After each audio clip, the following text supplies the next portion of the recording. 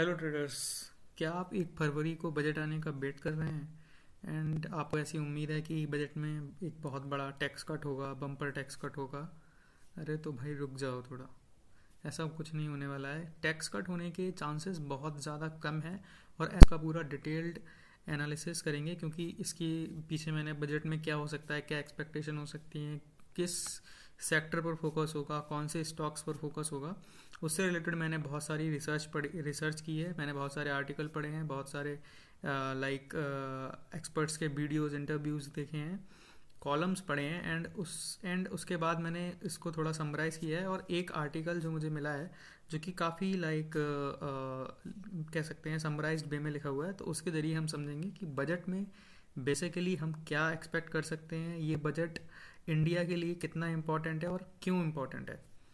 तो सबसे पहले तो ट्रेडर्स में ये कहना चाहता हूँ कि बजट में अक्सर क्या होता है कि लोग बहुत सारे जो रिटेल इन्वेस्टर होते हैं, जो रिटेल पब्लिक होती है, वो रिसर्च नहीं करती है। लैक ऑफ रिसर्च की वजह से बहुत सारे ख़राब स्टॉक्स में फंस जाते हैं और हमेशा फंसे रहते हैं, और फिर उसके बाद अपने आप को एक लॉन्ग टर्म इन्वेस्टर होने का नाम दे देते हैं कि अब हम इसे लॉन्ग टर्म तक होल्ड करेंगे।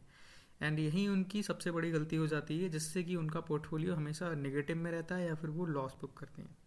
तो अगर आपको इससे बचना है तो आपको एक रिसर्च करनी है, बहुत अच्छी एनालिसिस करनी है, टेक्निकल फंडामेंटल सारी एनालिसिस करनी है, क्योंकि अब इस समय जो है सारे इंस्टीट्यूशंस जितने भी थोड़े से भी टैक्स हैवी जो लोग हैं, जिन्हें टेक्नोलॉजी के बारे में नॉलेज है, वो सब कुछ यूज़ कर रहे हैं। टेक्निकल भी कर रहे हैं, फंडामेंटल भी कर रहे हैं, एआई का भी यूज़ कर रहे हैं, इन्फॉर्मेशन वहाँ से गैदर कर रहे हैं, और कैंडल स्टिक चार्ट पैटर्न सब कुछ को यूज़ करके उनका मिक्सचर अपने रिसर्च में अप्लाई करके देन वो पोजीशन लेते हैं, और इसीलिए वो प्रॉफिटेबल है।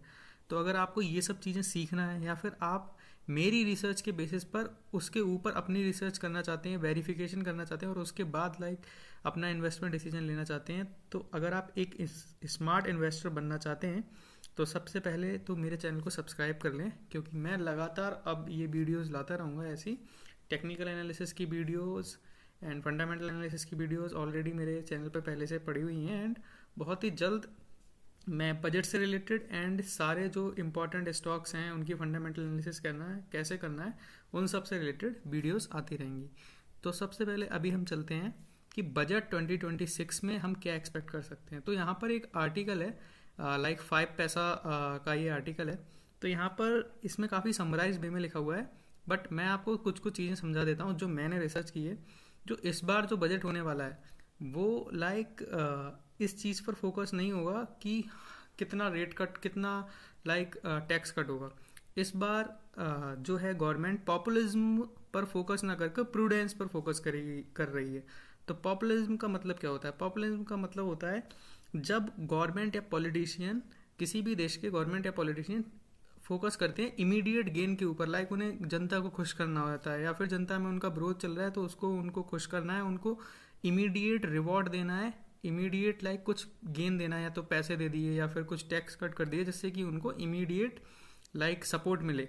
और दूसरा होता है प्रूडेंस। प्रूडेंस मतलब स्टेबिलिटी को स्टेबिलिटी लाना देश में, उसमें फिजिकल डेफिसिट को कम करना। इंडिया में फिजिकल डेफिसिट का बहुत ज़्यादा हो रहा है। फिजिकल डेफिसिट का क्या मतलब है कि अगर गवर्नमेंट अभी 100 रुपये खर्च करती है तो उसके पास टैक्स से और जो उसके इनडायरेक्ट टैक्स हैं और जो ड्यूटीज़ हैं, उन सब से जो गवर्नमेंट के पास पैसा आता है वो 95 रुपये पहुँच रहे हैं या फिर 94 रुपये पहुँच रहे हैं। तो इसका जो इस तरह से फिजिकल डेफिसिट है वो 5% से ज़्यादा है।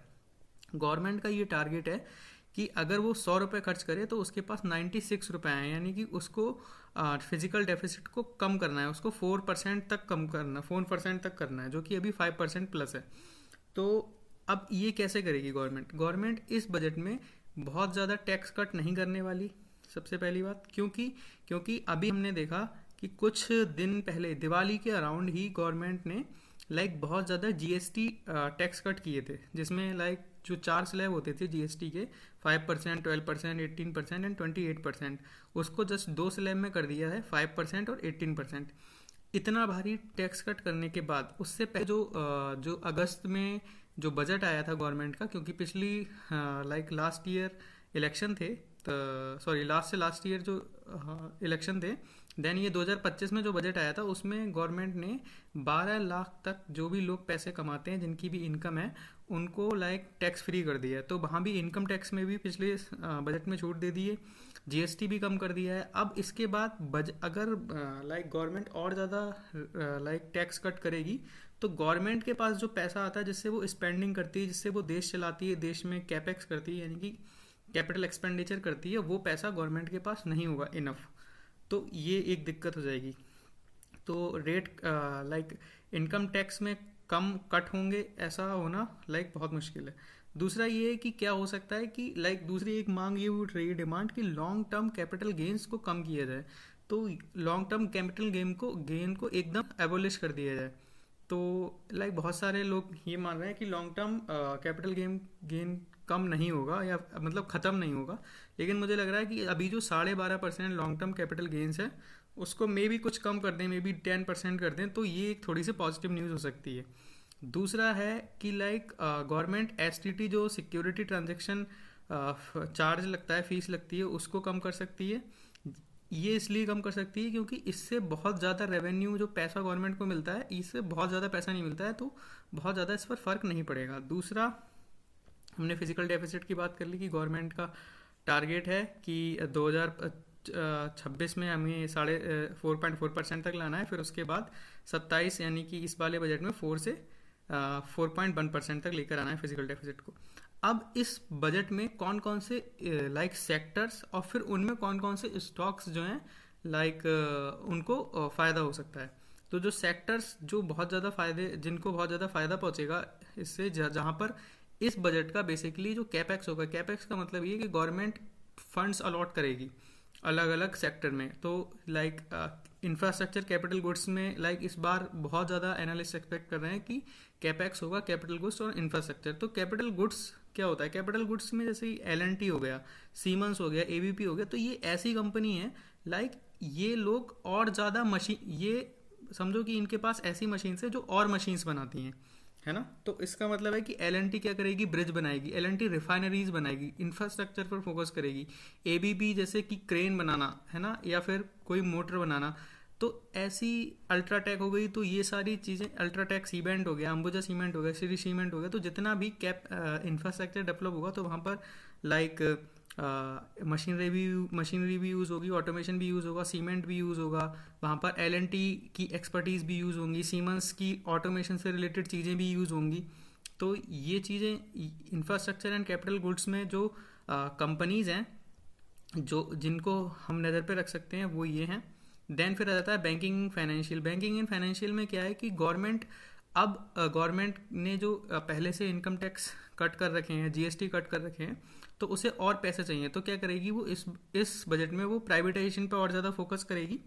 एंड पीएसयू से लाइक गवर्नमेंट का एक एम है कि पीएसयू से ज़्यादा डिविडेंड लिया जाए। डिविडेंड के फॉर्म में क्या होता है कि अब आप किसी भी पीएसयू में जाकर देखोगे तो वहाँ पर प्रमोटर में गवर्नमेंट की होल्डिंग होती है।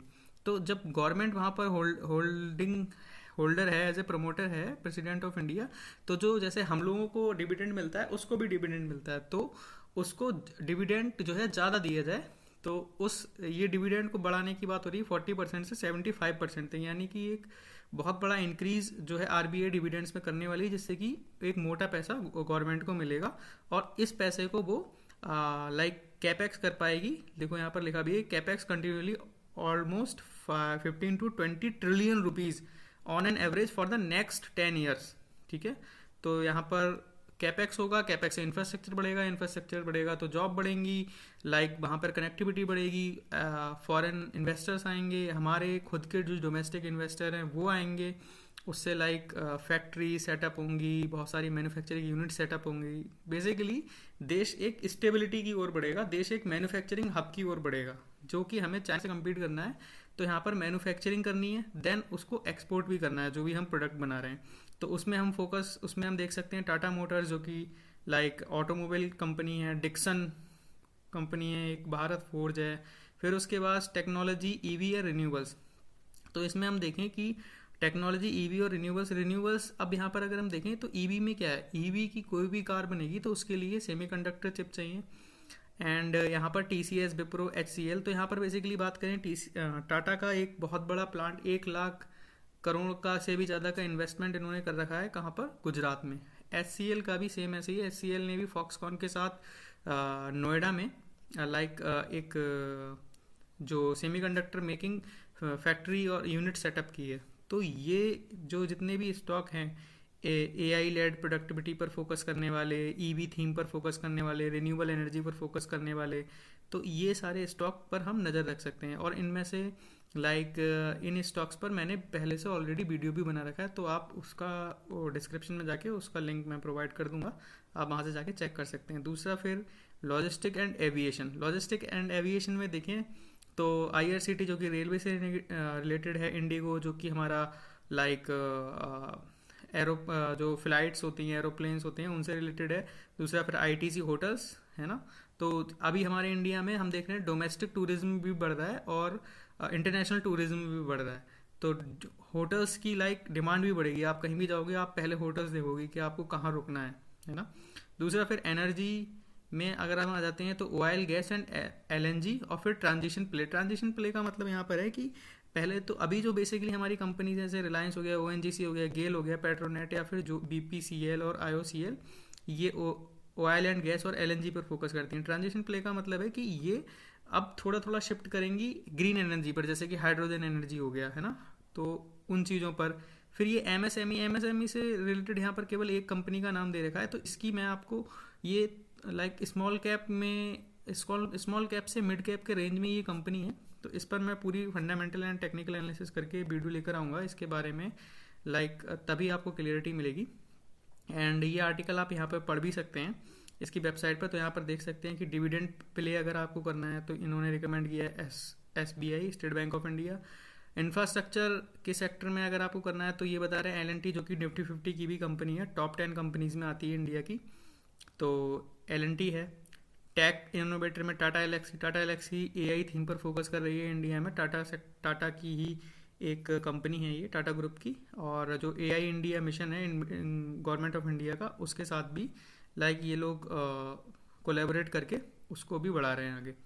एंड ग्रीन एनर्जी में टाटा पावर, फिर डिफेंस में भारत इलेक्ट्रॉनिक्स है ना। तो कंक्लूजन ये है कि पॉपुलिज्म, प्रूडेंस पर फोकस करने वाले हैं, पॉपुलिज्म पे नहीं। प्रूडेंस यानी कि भारत की स्टेबिलिटी पर, इंडिया को कैसे सुपर पावर बनाना है उस पर। तो ये बजट की थीम रहेगी, ये बजट में सेक्टर्स रहेंगे और ये उनके स्टॉक्स रहेंगे। तो बहुत जल्द मैं रोज एक वीडियो लेकर आऊँगा, technical analysis, fundamental analysis, entry exit and target से रिलेटेड, कि कैसे हमें इसमें एंट्री लेनी है और किसको वॉच लिस्ट में रखना है। तो अगर आपको मेरा कंटेंट पसंद आ रहा हो तो प्लीज़ मेरे चैनल को ज़रूर सब्सक्राइब करें, इससे मुझे मोटिवेशन मिलता है। एंड अभी मुझे आपकी सपोर्ट की ज़रूरत है। Thank you so much.